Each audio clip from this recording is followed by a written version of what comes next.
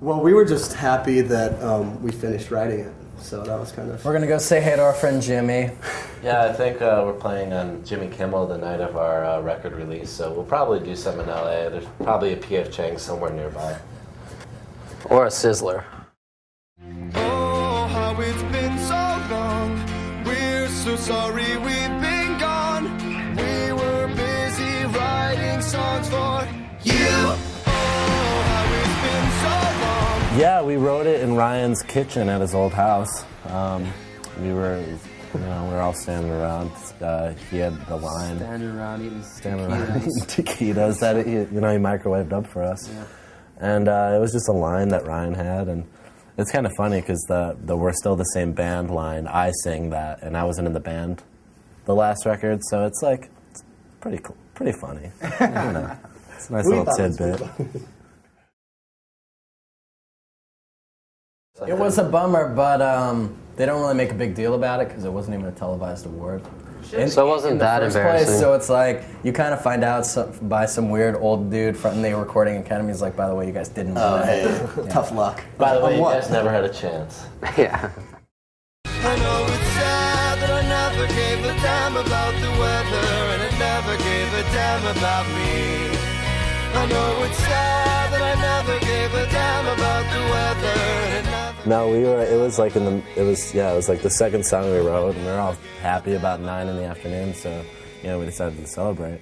And we were out in Ryan's backyard, and I just remember it was like 80 degrees, and our shirts are off, and, we're just kind of hanging out and playing guitar. So it was a cool night in Vegas. It was a cool night in Vegas. Just a song about the weather. Song about the weather. I just remember we played that guitar chord for about 2 or 3 minutes, and we started looking around and it's kind of like how would you say it's kind of like a little story, the way we wrote it. It's a little bit more of like a nursery rhyme or something. It's more nursery rhyme, yeah, for sure.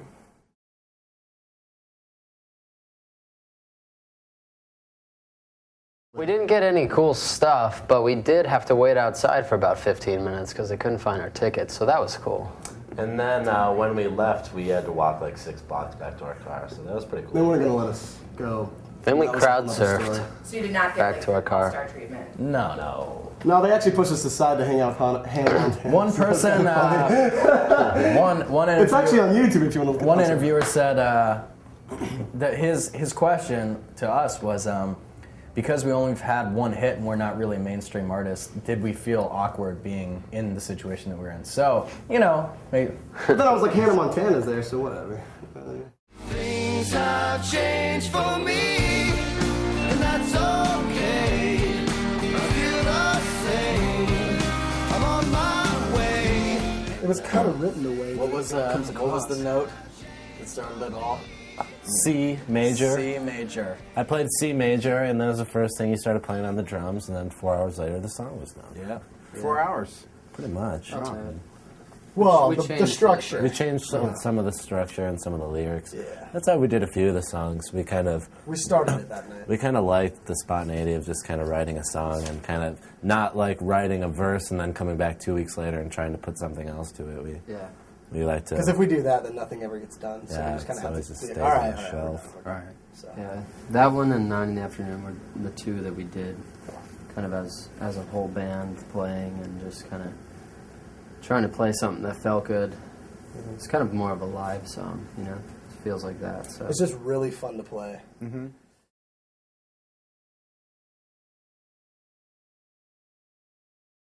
we watch Some Kind of Monster pretty much once or twice a day. Yeah. And Spinal Tap. Brendan watches Family Guy. The first tour we did, all watch Family the Guy. first headlining tour, we watched DOC like every day. That is true. Yeah. That is true. Back when it was cool. Back when it was like good. DOC. Back before I was on the soap opera network. Back before they went to college. Yeah, that's always the assumption. Exactly. The ink is running toward the page. It's chasing off the days. Look back at both feet and that winding knee. This is definitely the most, I guess you could say, stripped down in the sense that we wanted it just to be all about the lyric and the melody in the song. And John wrote the melody for the verse, and I loved it. And Spence loved it also, and he kept wanting to change it, and I didn't want him to change it, so I wrote the lyrics really fast so he couldn't change it. Yeah. And the next day, came in, I was like, okay, I got it. I was like, oh, dude, I got this new thing, and he's like, oh no, I already wrote lyrics to it. So Luckily. So. then we wrote the song.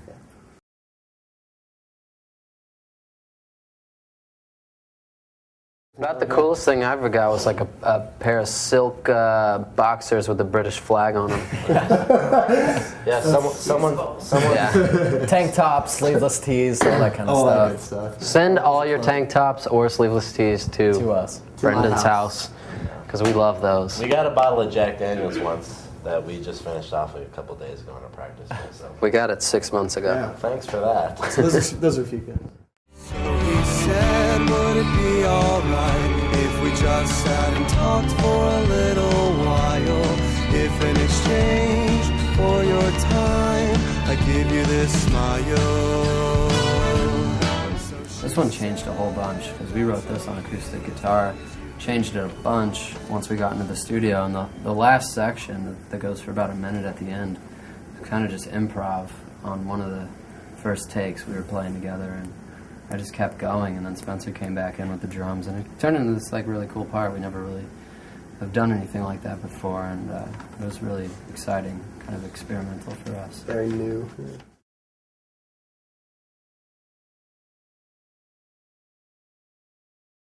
We've gotten cookies with pubic hair in them. Oh god. Oh god. It wasn't I got pubic hair, but it was definitely hair. Like intentional From the hair? pubic- Intentional, yeah. It was lower back hair from women. It wasn't like an accidental stray hair. It was No, more. it was cooked into every cookie, and we found it out by breaking them all open and. And actually on the bottom of the container it said, my lower back hair. Yeah. attached. Gotcha, Here. bitches. So.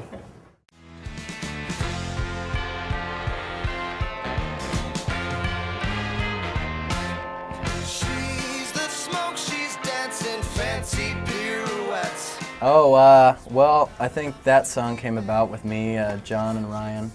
We were over at Ryan's place, and that actually was the last song we wrote right before we went to the studio a couple days before. Yeah, I was just playing the guitar, and me and John were playing guitar, and Spence just kind of grabbed the lyrics that was just, you know, for whatever. It wasn't for anything we were playing, and he kind of came up with a melody for this thing, and we ended up writing most of the song that night, at least the basic idea, and I think that's one of the most experimental songs on the album. There's no chorus, and it's kind of two different songs put together, I guess. Yeah.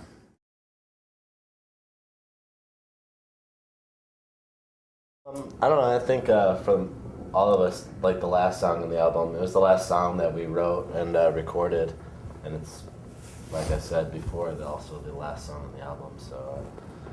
What you just said, it was like seconds before. So it's kind of our newborn. Instant memories. Right. As opposed to the oldest. That's what it's called.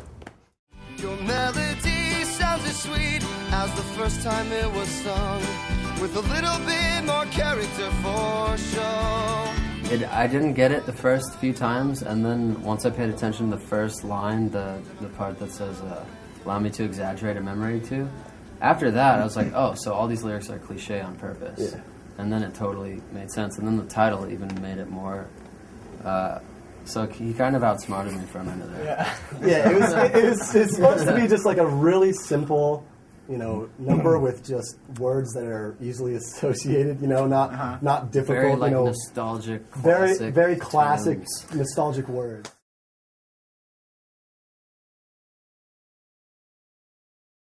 We all kind of have different tastes, but yeah, the Beatles is one band that we all do like a lot. How do you feel about the comparisons to the Beatles? Better than Fall Out Boy. Sad. And all right, we're good. Who could ask for any more? Yeah, who could have more? We must relive that love. We basically just spent a whole Saturday. It was like, the last week we were in the studio, and Brendan was on bass, I was playing guitar, and we were all just we played the song until we were happy with it, pretty much. And it was, I think it feels most like the band at this point of Yeah. us. Yeah. You know, it's like me and Brennan sing back and forth, and everyone's doing backup vocals on it. It was definitely like the most group sounding, and the last refrain, the Reinvent Love thing, kind of just summed up the whole process, I think.